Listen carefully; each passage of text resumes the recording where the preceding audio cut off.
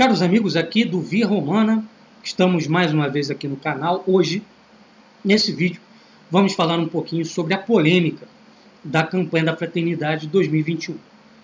Polêmica que está em curso e que foi alimentada por um vídeo do CDB, Centro Dom Bosco, a respeito dos problemas relativos a essa campanha da Fraternidade 2021. E eu queria aqui nesse vídeo comentar a esse respeito a partir de 3 pontos. Num primeiro momento, eu queria falar um pouquinho sobre o desenvolvimento histórico da CNBB, o papel histórico da CNBB na Igreja do Brasil.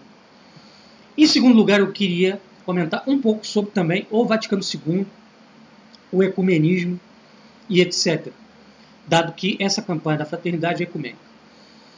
E em terceiro lugar, eu gostaria de comentar sobre o CDB. Perfeito? Então, começando aqui a nossa exposição, é importante entender o que é a CNBB no contexto da Igreja Católica do Brasil. Por volta dos anos 50, o então cardeal arcebispo do Rio de Janeiro, Dom Jaime de Barros Câmara, começou um processo de romanização do catolicismo no país. O catolicismo no Brasil sempre teve uma característica bastante sentimental, emocional, devocional.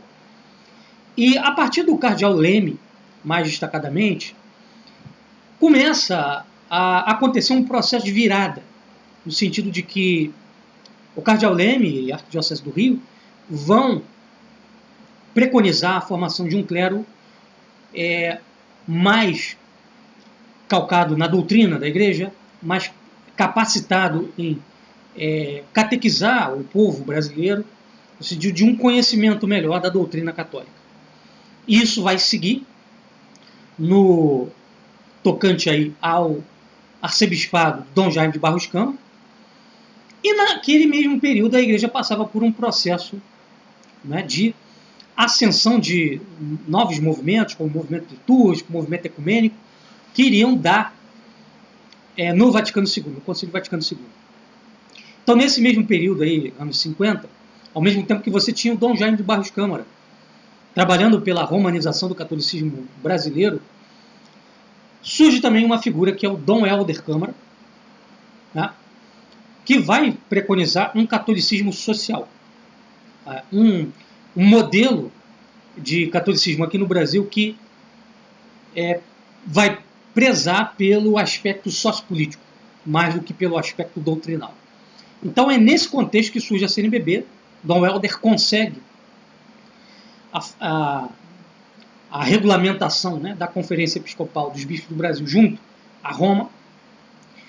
E a CNBB ela nasce com um projeto claro, era o de barrar aquele projeto do Dom Jaime de Barros Câmara de romanização do catolicismo.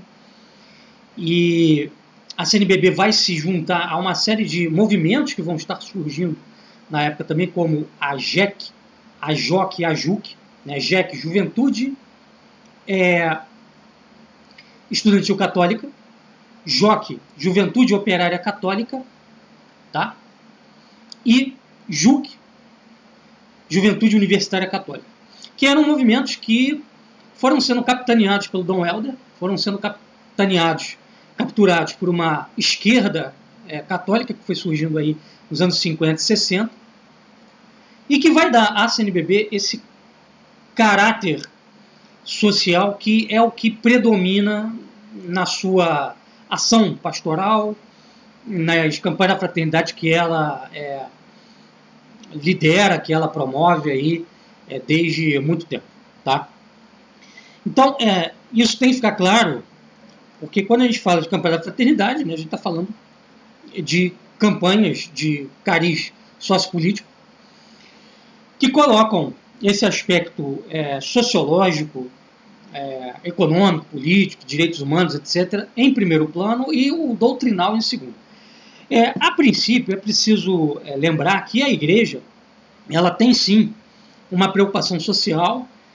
A Igreja reconhece as questões sociais, isso desde a Rerum Novarum de Leão XIII, mas obviamente que a CNBB vem dando, né, desde a sua fundação, acentuação fortemente secular, fortemente de esquerda aos temas sociais, né? Não é que a gente aqui condene a ideia de uma campanha da fraternidade, né, em si mesma, mas o problema é o foco. O problema é o enfoque que essas campanhas têm via de regra. E a campanha desse ano, especificamente, ela coloca em foco, né, 3 questões, né, a questão da violência contra a mulher, contra o negro e contra o público LGBT. Sobre essa questão do público LGBT, me parece que o texto base aí da campanha da fraternidade se vale de dados sobre violência contra público, contra a população LGBT, oriundos de grupos de militância homossexual, sobretudo o grupo gay da Bahia. Então a gente se pergunta, quer dizer, qual é realmente a validade desses números? Né? Qual é a seriedade desses números? É muito difícil levar em conta que números desse tipo vindos de onde vêm tenham uma seriedade, né, no que tange a ser uma estatística consistente. A gente sabe muito bem que esse pessoal enfia dentro de violência contra LGBT qualquer coisa que aconteça contra alguém que seja homossexual, bissexual, travesti, etc. Eu me lembro recentemente aqui na cidade de Mesquita, que fica ao lado da minha cidade aqui, Nova Iguaçu, 2 travecos foram assassinados. Né? Aí, quer dizer, isso entra, obviamente, na estatística de violência contra público LGBT. Mas eram 2 travestis que praticavam crimes, estavam ligados a redes criminosas mesmo, né? E foram mortos certamente por isso, por esse envolvimento criminoso. Então, quer dizer, mas aí entra dentro da estatística de violência contra LGBT, o que é um absurdo, obviamente. Então, nesse sentido, óbvio que o CDB tem todo o direito de protestar, de vir a público, questionar essa campanha da fraternidade, questionar a CNBB, etc. O problema todo aí em primeiro lugar, o seguinte, e aqui agora eu vou entrar no tocante ao CDB, vamos tratar do CDB agora. Né? Qual é a moral que o CDB tem para falar de CNBB, na medida em que o CDB é um clubinho de alunos do Olavo de Carvalho, que é um herege? Né? É óbvio que a CNBB está errada, é óbvio que essa campanha da fraternidade é espúria, como tantas outras o foram também, mas qual é a moral que pessoal que segue um herege público e notório? Um sujeito que diz que a salvação do Ocidente perpassa pela aliança entre Igreja Católica e maçonaria. Como é que esse pessoal tem moral para falar alguma coisa sem CNBB? Né? Então, pera lá. Eu me lembro também, certa vez, o Pedro Afonseca, presidente do CNBB, do CDB, melhor dizendo, desculpa, presidente do CDB, ele esteve na minha paróquia dando uma formação sobre catequese. E aí ele se valeu de um texto de João Paulo II. Se eu não me engano, Catequese Tradende. Aí eu me pergunto, esse pessoal reclama de uma campanha da fraternidade ecumênica. Mas ora, João Paulo II foi o quê? O grande prócer do ecumenismo dentro da Igreja Católica. Foi ele quem promoveu o Encontro de Assis, foi ele quem levou o ecumenismo do Vaticano II adiante. Sem João Paulo II não teria ecumenismo. Não teria a campanha da fraternidade ecumênica que nós vamos ter agora, em 2021. Então, mais uma vez, fica claro que esse pessoal do CDB não entende do que fala. É um pessoal que quer criticar a CNBB, quer criticar ecumenismo, quer criticar isso e aquilo, mas segue posições, segue pressupostos completamente errôneos. Né? Agora mesmo eu entrei aqui no site do CDB para dar uma olhada em umas coisas e eles têm uma livraria. Aí eles dizem ali, assim, anunciam, olha, livraria livre de heresias, livros católicos livres de heresias. Aí eu fui pesquisar alguns desses livros e estava lá o livro do Padre Arinteiro, que é um padre perennialista, Evolução Mística, o nome do livro. Padre esse que vamos dizer assim, promovido pelo padre Paulo Ricardo e pelo Olavo de Carvalho. Um padre que dizia que a vida mística estava acessível a todos através da metafísica, ou seja, o que é vida mística via metafísica? É esoterismo, basicamente. E está lá, na livraria do CDB. E esse é o CDB, esse é o pessoal que quer defender a doutrina. E que doutrina que eles defendem é que eu não sei. E aí no meio lá da livraria dele, eles têm livro do Dom Castro Maia, Dom Lefebvre, o que é uma contradição. Então o pessoal do CDB defende o Vaticano II. O mesmo Vaticano II que aplanou o caminho para o ecumenismo da campanha da fraternidade da CNBB. Né? O mesmo Vaticano II que colocou a igreja a reboque de temas seculares e temas sociais. Lembrar da Gaudium et Spes, que diz o quê? Que os anseios do mundo moderno são os anseios da igreja. Um absurdo. Por que vocês reclamam da CNBB estar colocando foco no social quando o Vaticano II já fez isso? Né? Não faz sentido. Um outro ponto também que eu queria lembrar é o seguinte.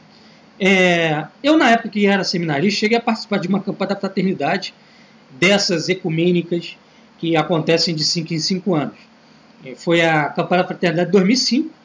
Eu me lembro que a abertura dela foi aqui na cidade de Queimados, a abertura da campanha da fraternidade na Diocese de Nova Iguaçu. E aí você teve a presença de vários líderes protestantes, né? Um pastor luterano, uma pastora metodista e, na época, o bispo aqui da Diocese de Nova Iguaçu, Dom Luciano. E o único que falou sobre tema religioso foi o pastor luterano. O bispo de Nova Iguaçu não falou nada de assunto com caráter religioso, a pastora metodista também não. O único que falou de Deus, do evangelho, de conversão, foi o pastor luterano. Então vocês veem o nível em que nós estamos. Né? Então a coisa só piora passo a passo. E essa campanha da fraternidade agora ecumênica, ela vem no bojo da Fratelli Tutti. Eu até vou deixar aqui com vocês um resumo que fiz das heresias da Fratelli Tutti, deixei no meu blog, Catolicidade. Então é um documento, né, que vem de Francisco, aí, completamente humanista, onde a questão dos direitos humanos vamos dizer assim, é colocada em primeiro plano, né? Os direitos de Deus são esquecidos. Isso não quer dizer que nós não reconheçamos, de uma certa maneira, a validade dos direitos do homem, obviamente, porque o homem foi feito à imagem de Deus. Mas o problema todo é que esse conceito escarrilou nesses meios progressistas, nesses meios da Missa Nova, CNBB, as paróquias de Missa Nova. A isso é dado um foco muito grande e os direitos de Deus são colocados em segundo plano. É o que falei, quer dizer, as questões sociais elas têm o seu lugar dentro da igreja, só que elas têm de emergir, né, como um tema que vem em decorrência da doutrina. Não pode ser o tema primário, primacial. E a campanha da fraternidade dá muito mais ênfase à constituição, né, da fraternidade social do que de uma sociedade integralmente católica, na qual o caminho, qual é o caminho efetivo para a superação de uma série de injustiças sociais. Não tem como você superar questões sociais, né, efetivamente falando, sem a constituição de uma sociedade efetivamente católica. Né? Imaginar que você vai construir sociedade fraterna com base em diálogo com protestantes, né, com base no diálogo com hereges que estão por detrás de todo esse processo de liberalismo econômico, político, etc., que invadiu o mundo ocidental, né, que é fruto do protestantismo em grande parte, né, é ilusão. Então, o reinado de Cristo, o reinado da fraternidade social só vai acontecer sob o auspício de uma sociedade católica, de um Estado católico. Né?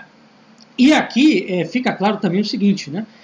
Todo esse processo de ecumenismo que está acontecendo na igreja hoje, ele é fruto do Vaticano II, né, daquele documento Unitatis Redintegratio, né, onde o conceito de igreja ele é alargado. Porque o que você tinha até o Vaticano II? Era a ideia de que a Igreja de Cristo é a Igreja Católica. Né? Uma associação total e absoluta entre esses dois conceitos. A Igreja Católica é a Igreja de Cristo, e a Igreja de Cristo é a Igreja Católica. Um conceito é conversível no outro. Com o Vaticano II vem um novo conceito. Quer dizer, a Igreja de Cristo subsiste na Igreja Católica, mas também pode subsistir nas seitas protestantes. Então, um absurdo completo, uma heresia. Né? Isso está lá na Lumen Gentium e também na Unitatis Redintegratio, onde diz que as seitas protestantes têm uma razão de ser dentro do desígnio salvador de Deus. Quer dizer, você pode ser salvo fora da Igreja Católica, que vai contra o dogma bimilenar da fé. Então, o que a gente está vendo hoje é nada mais, nada menos que a aplicação dos princípios do Vaticano II e também da aplicação dos princípios da Ut Unum Sint de João Paulo II. João Paulo II que preconizava a colaboração com protestantes em temas sociais, em temas políticos, né? Em temas como aborto, casamento gay, etc. Então, esse mesmo pessoal do CDB que defende uma união católica protestante em torno, por exemplo, né, do governo Bolsonaro, em torno de uma campanha política partidária, é o pessoal que critica a CNBB por fazer de tema político e social algo mais importante do que questão de doutrina. É muito engraçado isso, né? Aliás, esse pessoal que reclama de politização da fé pela CNBB, só reclama disso porque é uma politização à esquerda, porque ano passado, 2020, o CDB só fez falar de pandemia, só fez falar de coronavírus. Né? Os temas das lives do CDB eram somente sobre isso. Então, quer dizer, politização da fé pela direita pode, pela esquerda não. Isso mostra a hipocrisia desse pessoal e como essa gente não é solução. Na verdade, eles são a falsa oposição. Uma falsa oposição que não vai levar a lugar nenhum. Então, eu peço que você que acompanha a gente desperte desse sono, se afaste desse pessoal do CDB. O pessoal não vai trazer nenhuma solução aos problemas que nós vivemos, porque eles nunca vão à raiz da questão. Um abraço, até a próxima.